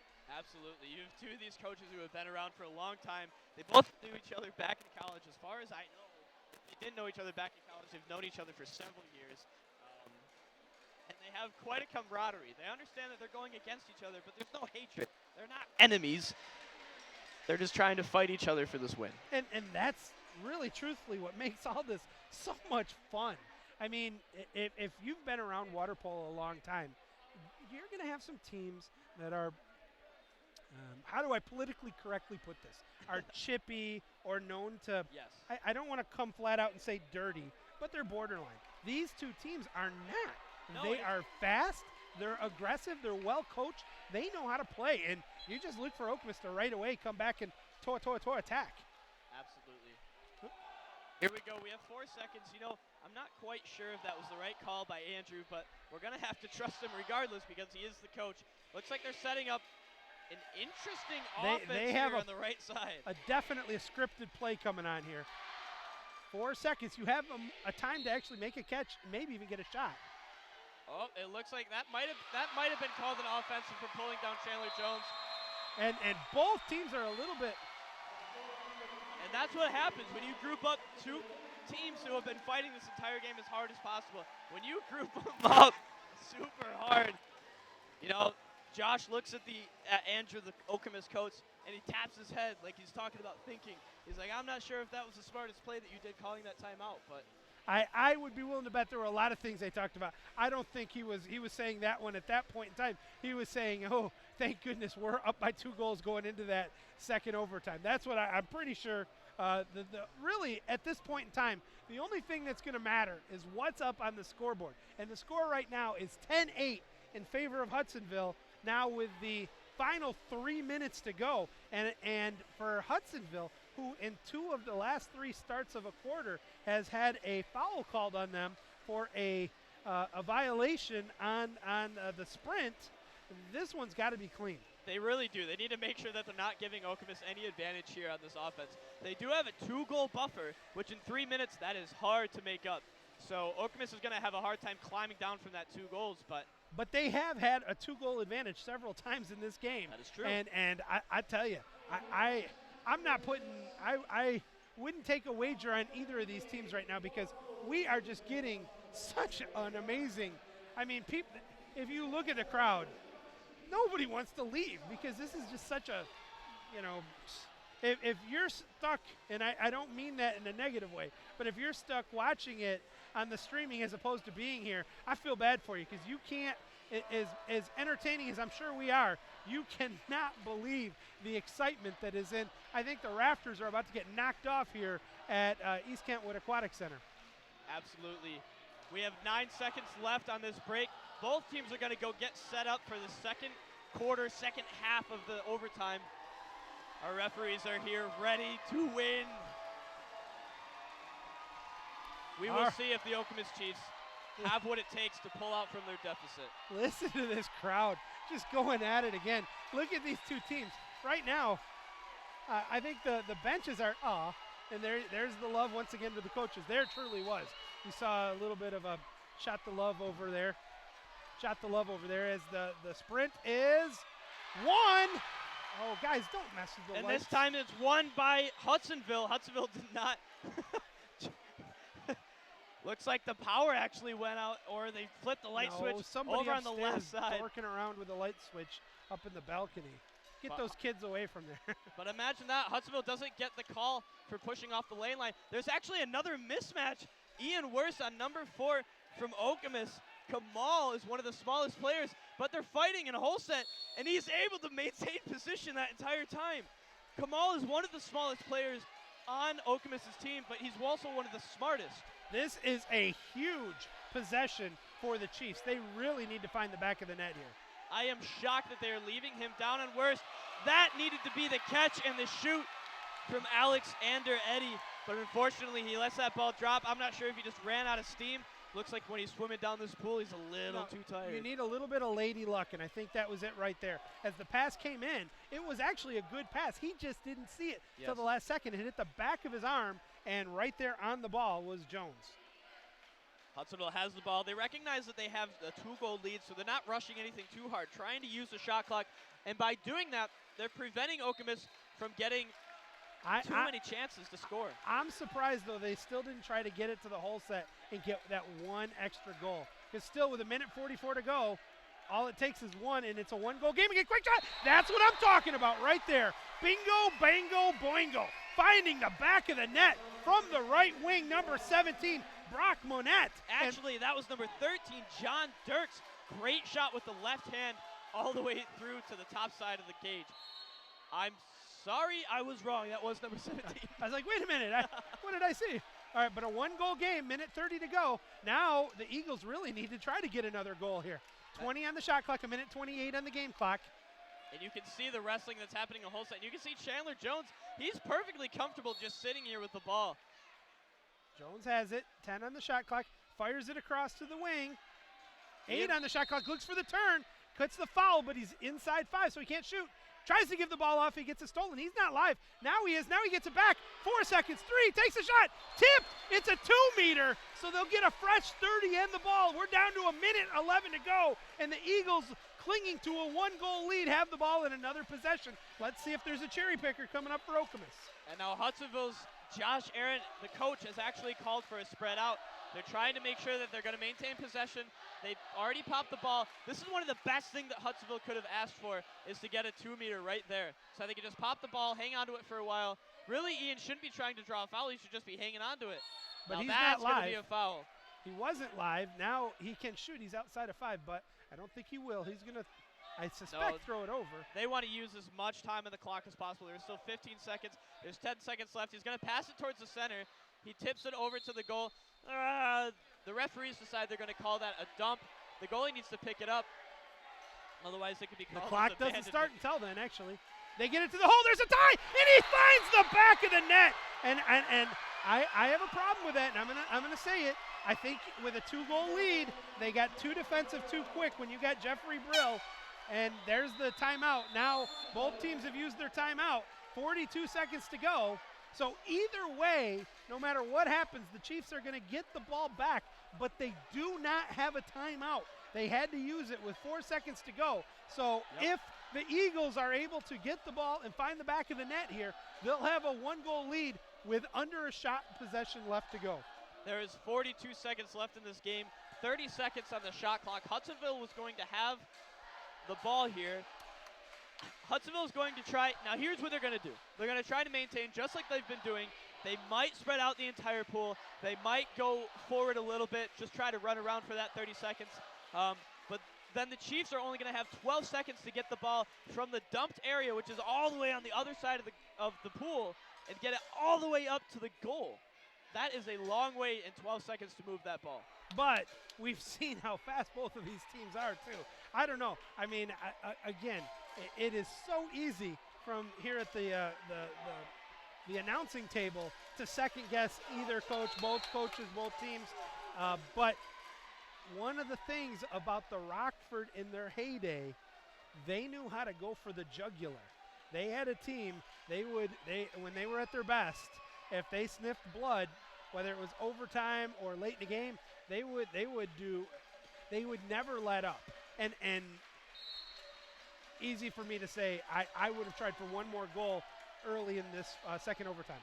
Now the clock has started. Chandler Jones is just maintaining possession of the ball. Turn Bad it over. pass to the middle. We were talking about how they were supposed to use the entire shot clock. Unfortunately, now Okemos has the entire shot clock to score here. Hopefully they don't get too excited. Pass goes to Brill.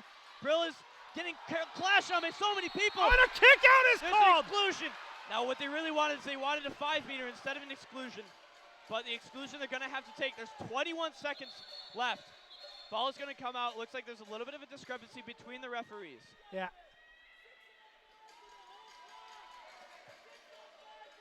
Patrick Claren is talking to one of the players. Maybe he has a broken cap, a bloody nose. Not sure what he's talking about here. Number 2 was the one who was excluded. Chandler Jones is not going to be in this final. And that's his third kick out. He is done. So Chandler Jones will not be able to help his team defend this final goal. Instead, we're going to have number 16 from Hudsonville, Dallas Grandy. Ball is passed around by the Okemos Chiefs. Ball stays dry. Left-hand shot off the bar. They're going to get the ball under. They said that Hudsonville had the ball and that Okemos put it under. Now shouldn't that be? They're not bringing him in. I'm shocked. And now they're waving him in. Now they're waving but it doesn't matter. Takes a shot. Take Field a shot. block. 7 seconds to go. Oh my goodness. Hudsonville maintains possession of the ball here. They only need 7 seconds. I don't know why they're not popping it. They should just start it. Get it going. They're up by 6. one. They're up by one. No, goal. it's tied. No, it's tied. I'm so sorry. Go for the shot a little bit too high. And we're going to, wow. I was under the impression that entire time that it was a 1-point game. No. We are tied, and we're going to more overtime. Oh, my goodness.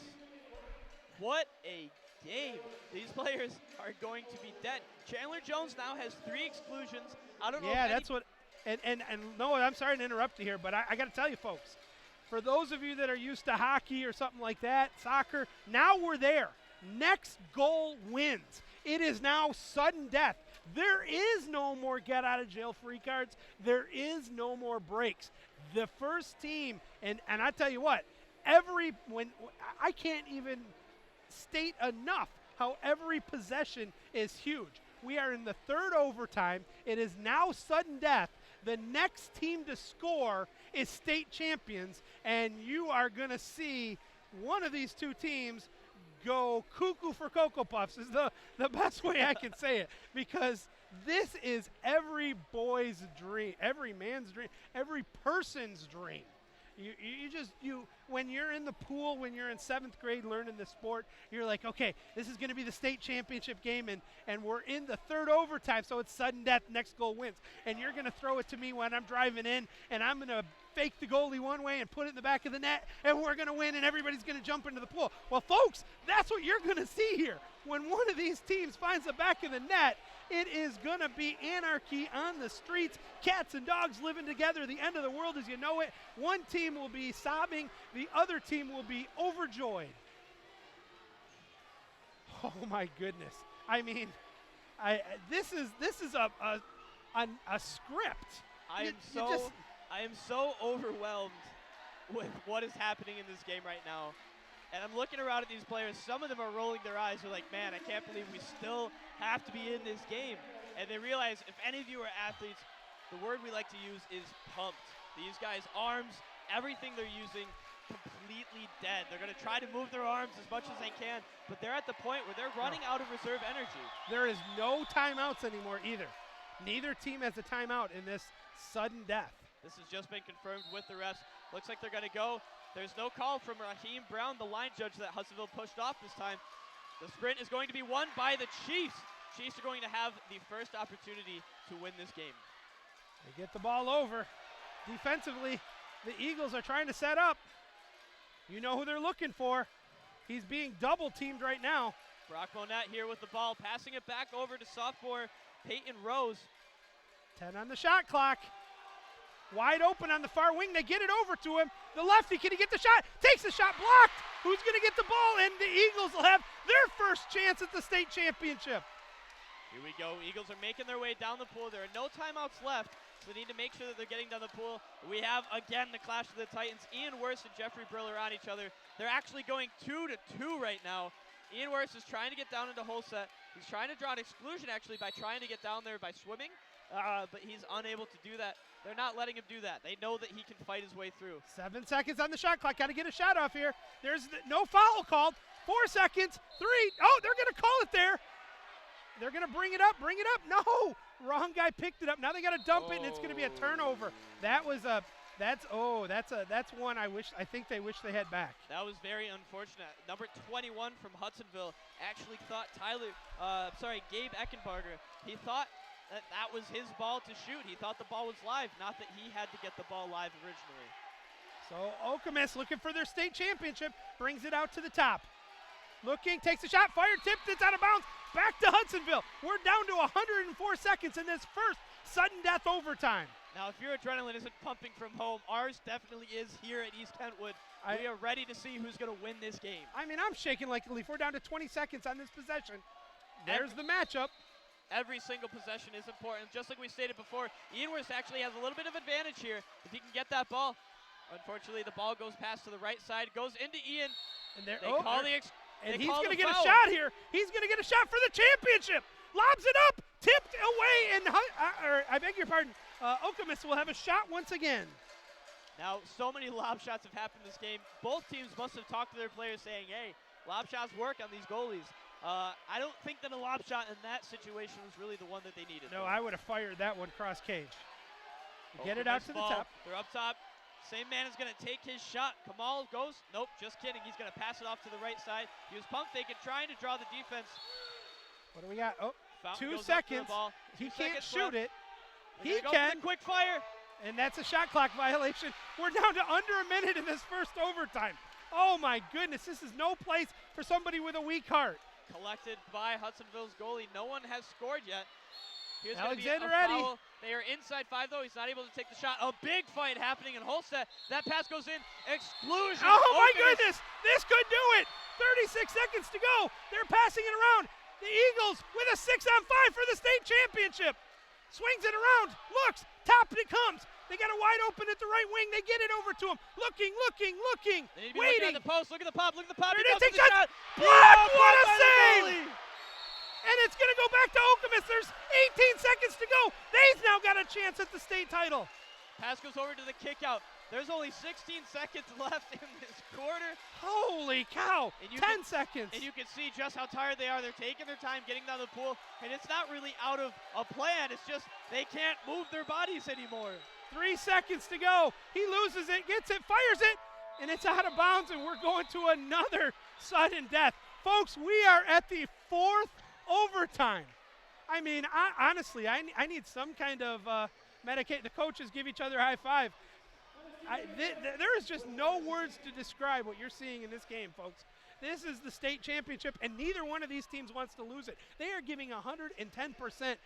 This is wacky, and such amazing water polo. I am beyond excited to see what the outcome of this game is going to be. The goalie has a cramp, actually.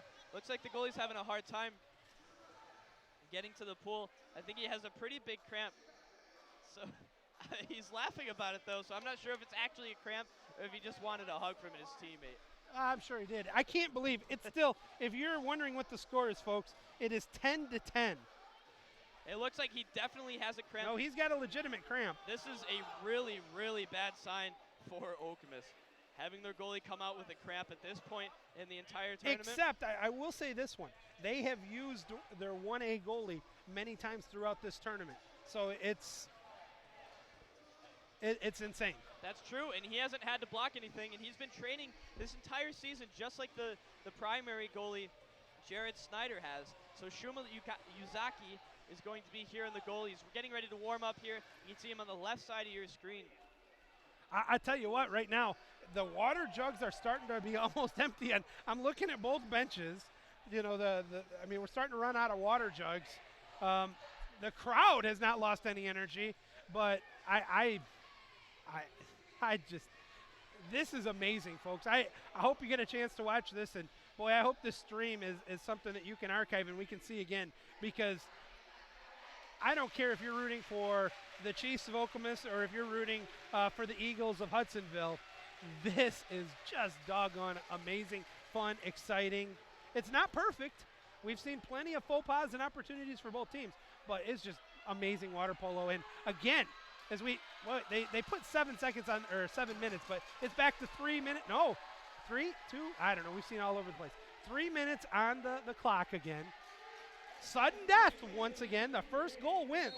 We'll see and make sure that neither team pushes off, and it looks like it's going to be a clean start from both of these teams, Hudsonville and Okemos. Hudsonville is going to win the sprint. Again, they are going to have the first opportunity. I'm sorry, not again. Now it's going to be the Hudsonvilles with the first opportunity in this quarter. They did not have it in the last sudden death overtime. They get it down to the left wing. Looking, good pressure. Ordinary foul. Ian Worse is doing a good job. Tutt is going to drive through, try to draw his defender with him. Number 21 from Hudsonville comes up. He's looking to draw the defense. He thought about taking that shot, but he was just a little bit off center. He didn't really want to go for it. 8 seconds on the shot clock. 5 seconds now. 4 takes a shot, cross cage, out of bounds. Now it's, once again, the Chiefs with a chance to win the state championship. Again, there are no timeouts left for either of these teams, so each one is gritting the leather, so to speak, pushing as hard as they possibly can. Coming up with it. They left him open a little bit. You know who they're double, triple teaming. Trying to avoid the middle. Good steal attack. Oh, I thought that was a clean. He can shoot. He's outside of 5 for the win. Saved. And now it's going to be the Eagles with a chance again. I tell you what, every shot, every possession, everything is insane. Now that was Eric Shen, who's taken out a little bit earlier just for the start of one of the plays that happened. Over here on the left side, Okemos is getting beat here. You can see just how tired both of these players are. He doesn't have the fuel to go for that sprint. Yeah, you just can't drive right now. Pass goes in. Oh, nice save. 4 seconds, so he's going to have to shoot it. Has the ball. 3, 2, the shot clock. takes a shot. It's blocked, and that's a shot clock violation. No, it's a free one for the game. Over on the top. Why he lobbed that one and didn't fire that cross cage, I'll never know. But we're still tied, minute 40 to go. Okemos with a chance to win the title once again. And great job by the referees recognizing that he got the shot off, even though the table wasn't able to press the button before the buzzer. It looks like there's going to be an exclusion. Number 3, Ian Worst, will not be in to defend against this team. Is he live? Now it's live, okay. This for the state championship. Both teams have had a 6-on-5. It's tipped away. It's going to be a sprint for it. Oh, and an offensive push-off, and they got it. Clearance, what a call. Now they got the kick out on the far end. They throw it over there. 30 on the shot clock, a minute 13 in overtime. Good googly-moogly, folks. Ian Worst is on the left side, barreling down the pool. Looks to pass it to his teammates. He swam about halfway. It looks like he's not going to move any farther than that. Ordinary foul. We talked earlier about how important these secondary players are in this game because the primary players are going to be exhausted. Good turn by Tut. He gets position. If that ball goes in, it could be an exclusion. Just an ordinary. Just 5 an ordinary. seconds. He's got to find somebody. Nobody's able to move. They get it out. 3 seconds. 2 seconds. And he's got an ordinary. He can shoot it for the win. He tips it. It's a 2-meter. They'll set up again with 45 seconds. Good gravy. Incredible attempts from Hudsonville going for the win. He gets up, he goes for that shot on the left side, but the goalie who previously he had a cramp, we talked about how scary that was for Okemos. He's actually in the game now. He must have rubbed out the cramp, had some water. Whatever he did, it's fixed now. That's a turn, no foul, and it could be a steal. Oh, nope, they're giving it still to the Eagles. 20 on the shot clock. Swings it over left flat. They're getting it down low, taking the shot, fires, no tip. There's exactly 31 seconds to go in this overtime. 30 seconds left in the shot clock. The shot clock should be going, and it is. Pass over to Eric Shen on the left side. Number 9 from Okemos Chiefs. Pass down to Kamal. Kamal's maintaining possession of the ball. Down to 13, Peyton Rose. He picks up the ball, passes it back to Kamal. Kamal's looking for a shot. He's trying to draw the defense. Pass all the way over to Fountain. Fountain has the ball. He's probably going to get fouled inside. He tries to bring it slightly outside. He looks for the turn. He has fouled just outside. He goes for the shot. Lob. Blocked. What a save. 5 seconds. Is there anybody up there? Nope, they're going to play for another overtime. Oh, he takes the shot. It'll count. And I tell you what, I just noticed this. If that was a 2-hand swat, that's a 5-meter for the championship. Unbelievable. They're going to flip sides again because you know what? You don't want to get too comfortable on either of these benches. These guys are just getting warmed up. They told me they were hoping for 14 overtimes. I'm going to actually be right back. I'll be right back for the bench. We'll be right back. All right. We got a minute 35 until we get to our 5th overtime. Insane, folks. I've never seen, heard, visualized anything like this. I mean, just insane. We are now in 5 overtimes. We have done 5 overtimes. And this, again, will be a... Well, the crowd is going nuts to Britney Spears. I don't even know what to say, as we are nearing 9:12. This game, I think, started, I can't even remember. It started back at 7:30. We are almost 2 hours into a water polo game. Folks, this does not happen. This never happens, and it's happening on the grandest stage of all, the state championship. This is insane. The energy up in the crowd, I mean, you just, what a great game. And when you talk about epic, when you talk about legendary, no, I'm not talking about the officials. I'm talking about this game. I mean, this is going to be one for the books. And I can't overstate this because this is it. All right, the boys are back in the water. I think we're going to need life jackets if this goes too many more overtimes. We're going to have to check with the officials. Are aqua joggers allowed when you get to 10 overtimes? I don't know. These guys are giving everything they got as Noah's back here with me. But I tell you what, all joking aside, I wonder if there's going to be a flotation devices allowed to use pretty soon here. All right, we're having another sprint again. everyone obviously is so important because the next goal, well, it wins the state championship. And it is won by Okemos. Okemos is going to maintain possession for this first attempt at winning the state championships. They get it down low. You know they're desperately trying to get it to Brill. Ordinary foul called. Get it back out to the top. Swings it back to the right wing. Long pass over to the left flat. Thought about taking the shot. Now he's getting pressured. 7 on the shot clock. Pass goes Forces it into into oh, he's open! He Lobs it, he scored! He scored! They win! Holy cow! Finding the back of the net! Jerron Fountain, no! Kamal Demarir finds the back of the net, gets a great turn, lobs it over the goalie's head for the win! This game is all over. I didn't know who it was going to be. Jerron Fountain in 6 overtimes does a lob shot with 2:32 to go in the 6th overtime. It is going to be the Chiefs of Okemos are the state champions 11-10. Incredible, unbelievable, remarkable. Tip your caps to both of these teams. It's unfortunate one of these teams had to lose, but there has never in the history of Michigan Water Polo Association ever been a game like this. Congratulations to the Okemos Chiefs as they are the 2018 state champions for Michigan Water Polo Association. Holy cow. As these two teams go to shake hands and congratulate each other, there are no losers, but the #1 team in the state right now are the Chiefs. They outlasted the Eagles in a game that is of a fairy tale proportion. But you will never, I don't know how Fountain can even stand up because he was able to put the biscuit in the basket. It's actually Kamal. Oh, Kamal, I beg your pardon. He was able to get the biscuit in the basket and the championship. These two teams, as they hug each other right now, you're seeing it. This is. And you can see the tremendous amount of respect that both of these teams have. You can see the somber faces of Hudsonville, but they are very proud to have been in this game. Huge opportunity for all of these players. Absolutely a remarkable game, and like I said, just the unfortunate part is one of these two teams had to lose. But the one thing as a coach, you always tell your players, leave it all in the water. Absolutely. Ladies and gentlemen, this game was left in the water.